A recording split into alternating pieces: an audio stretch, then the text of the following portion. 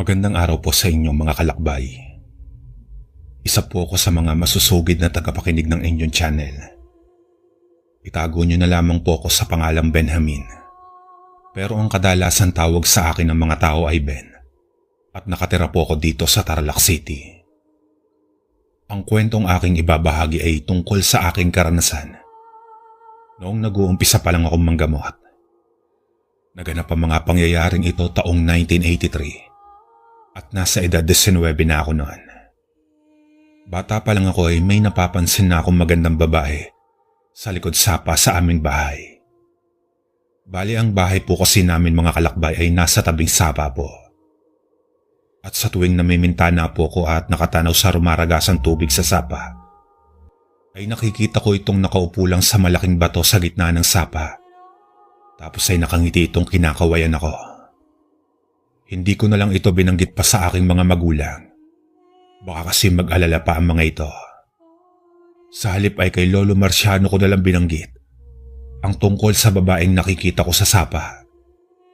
Sinabi naman ito sa akin na huwag akong matakot dahil mabait ang nilalang na iyon at maaaring nakikipagkaibigan lang ito. Hanggang sa nagbinatilyo na ako ay patuloy ko pa rin itong nakikita. Hindi nalingid sa akin ang mga engkanto o mga elemento.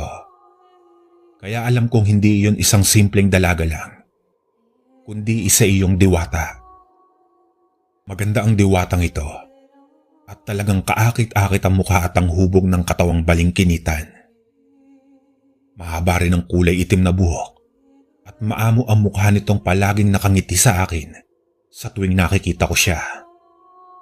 Isang umaga habang nag-iigib ako ng tubig sa sapa, para ipangpaligaw ng aking kapatid na babae ay bigla itong nagpakita sa akin. Ben, tanggapin mo itong aking munting handog para sa'yo.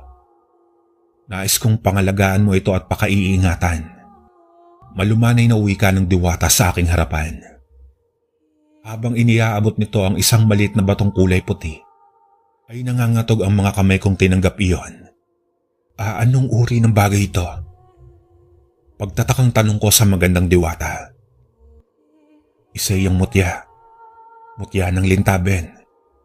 Matagal na kitang sinusubaybayan hanggang sa iyong paglaki. At ngayong malaki ka na. Alam kong mapapangalagaan at magagamit mo sa kabutihan ang mutyang aking ibinigay sa iyo. Ang sagot ng diwata sa akin. Aniya pa ay magagamit ko iyon sa oras ng kagipitan. Basta't magtiwala lang ako sa aking kakayahan. Pagkatapos ay tumalikod na ito sa akin. Teka, maaari ko bang malaman kung ano ang iyong pangalan? Tanong ko doon sa diwata. Kaya ngumiti itong humarap sa akin. Anwa. Anwa ang aking pangalan. Tawagin mo lang ako Ben sa iyong isipan kapag kailangan mo ako.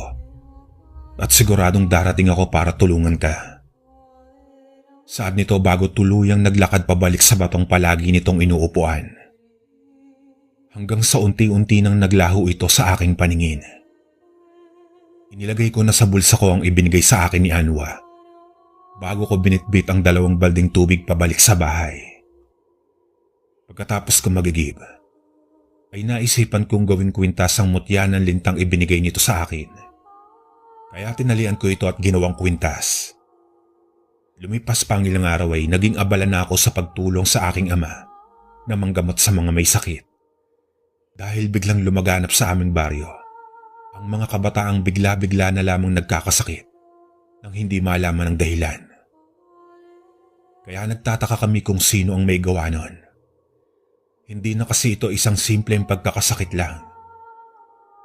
Isang hapon ng kalakbay, palihim ako nagmasid sa aming baryo para tignan kung may kakaiba bang nangyayari sa paligid.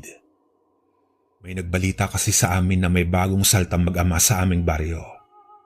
At mula noong dumating ang mga ito doon, ay lumaganap na ang mga kakaibang sakuna sa aming lugar. Habang naglalakad ako sa kalsada, ay may nakasalubong akong isang matandang lalaki. Matalim itong nakatitig sa akin kaya tiningnan ko ito at tinanong. May problema po ba? Kakaiba po kasi ang tingin niyo sa akin, Manong. Tanong ko dito nang magkatapat na ang aming landas. Hindi ito umiimik kalakbay. Bagkus ay mas lalo pa itong sumimangot at pinandilatan ako ng mga mata bago ako nilagpasan at nagpatuloy ng maglakad papalayo. Mag-iingat ka sa matandang iyon, Ben. Narinig kong bulong ng isang babae sa aking tenga. Kaya nagpalinga-linga ako upang hanapin kung sino iyong nagsalita. Wala akong makitang tao sa paligid ng kalakbay. Kundi ako lang mag-isa. Kaya doon na pumasok sa isip ko na maaaring si Anwa ang nagsalita. Kaya napatanong na lang ako. Anwa, ikaw ba yan? Tawag ko sa diwata sa pamamagitan ng aking isipan. Oo, Ben. Mag-iingat ka sa matandang iyon. Nararamdaman kong hindi pangkaraniwan ng taong iyon. Sagot ni Anwa sa akin. Nagpasalamat naman ako dito sa pamamagitan ng aking isipan. Pagkatapos ay bumalik na ako sa aming bahay. Pagkabalik ko ay sinabi ko sa aking ama ang mga napansin ko sa pagmamasid sa aming baryo. Tay, may nakasalubong akong isang matanda kanina. Sa tingin ko po ay yun yung bagong salta dito sa atin at kakaiba po ang nararamdaman ko sa matandang iyon. Wika ko sa aking ama habang abala ito sa paggawa ng langis na pangontra sa aswang. Ganoon ba? Hayaan mo at ako ang tutuklas sa matandang iyon. Basta anak, ipagpatuloy mo lang ang pagmamatsyag. Sagot sa akin ng aking ama. Pagkatapos ay bumalik na kami sa sala para harapin ang mga pasyenteng mga batang nalason. Kaya nag-usal ako noon ng orasyon kontra lason. At iniihip ko yun sa tubig pagkatapos ay pinainom ko na isa-isa sa mga batang may sakit. Nang matapos na namin gawin iyon at nakauwi na ang mga pasyente, ay balak na sana namin magpahinga ng aking ama dahil maggagabi na. Nang may biglang dumating na mag-asawang bitbit ang dalaga nitong anak. Lolo Carding, Ben, tulungan niyo po kami. Yung anak namin pakiramdam ko ay kinukulam. Mayroon po kasing lumalabas na bulati kapag umiihi ito. Umiiyak na wika ng ina ng dalaga. Kaagad namang pinapasok namin iyon at isinara ko na ang bahay. Tingin ko kasi ay may nakasunod sa kanila. Tay, sa tingin ko may nakasunod po sa kanila. Wika ko sa aking ama. Pagkatapos ay tumango naman ito at nagsalitang nararamdaman niya rin iyon. Kaya naghanda kami kung anuman ang pwedeng mangyari ng gabing iyon. Inutusan naman ng aking ama ang aking inatang kapatid ko na maghanda na muna ng pagkain at kakain muna kami bago namin gamutin ng dalaga. Nilapatan lang muna ito ng aking ama ng paunang lunas bago kami kumain. Nang makapaghapunan na kami, ay ilang sandali lang at inumpisa na namin gamutin ng dalaga. May mga inusal ang aking ama para manghina ang insektong nasa loob ng katawan ng dalaga at mailabas niya iyon. Hinawakan ko naman ang kwintas kong mutya ng linta at taimtim na nagdasal na ilabas na lahat ng insektong inilagay na mangkukulam sa katawan ng dalaga. Maya-maya pa ay sumuka ng sumuka ang dalaga ng mga bulating kulay itim na hindi na gumagalaw. At habang ginagamot namin ito, ay nagulat ako nang may biglang lumagabog sa bubungan namin. At nakarinig na rin ako ng huni ng wakwak. Tay, ako na po ang bahala sa labas. Tapusin mo na ang paggamot sa anak ni Aling Tasing. Wika ko sa aking ama. Dahil kapag tinigilan nito ang panggagamot sa dalaga, ay maaari iyong ikamatay nito. At sa tingin ko ang aswang na sumugod sa amin ay ang siyang nangkulam sa dalaga. At kaya sumugod dito sa amin ay para hindi na namin matapos gamutin ng dalaga. Tumango naman ang aking ama at iniabot nito sa akin ang buntot pagi. Mag-iingat ka anak, pag-aalalang wika nito sa akin.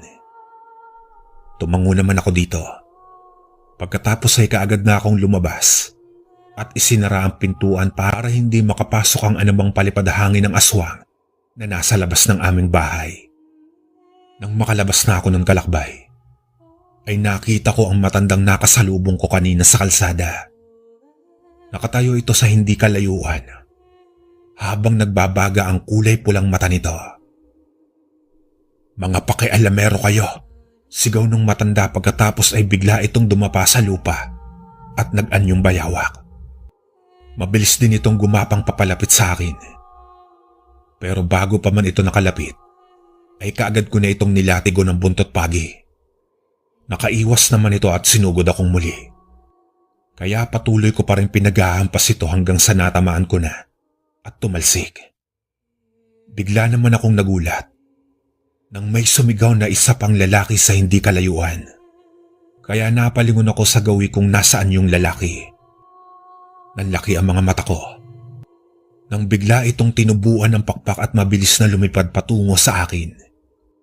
Hindi ako nakapaganda sa ginawa ng aswang, kaya nahawakan ako nito.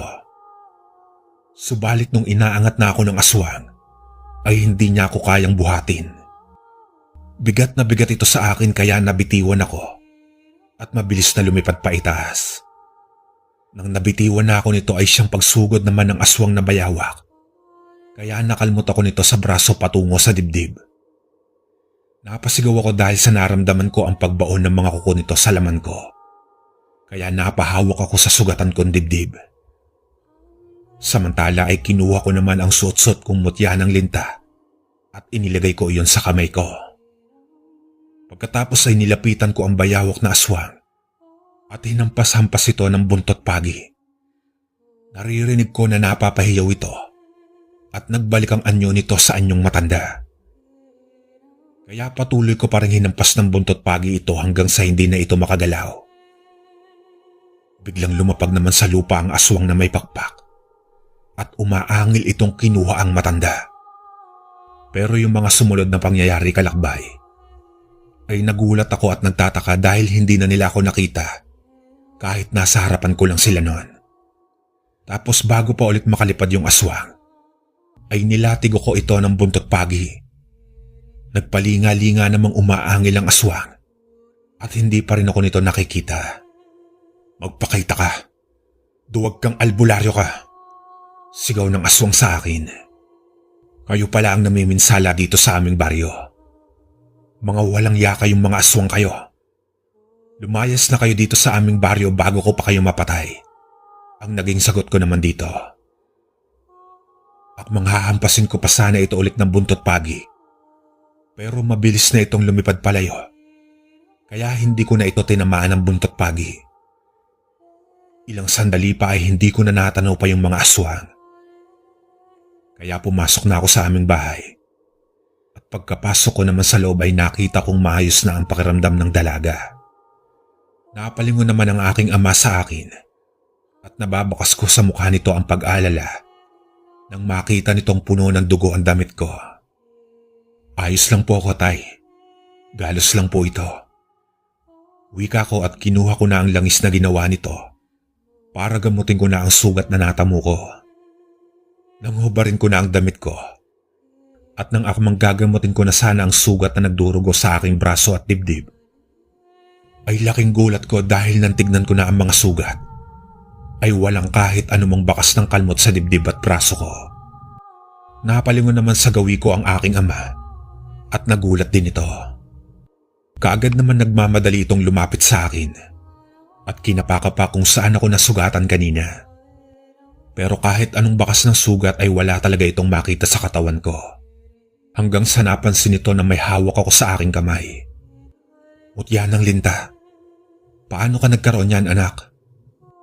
Napakaswerte mo dahil may nagbigay sa'yo niyan. Magagamit iyan bilang proteksyon sa mga nilalang.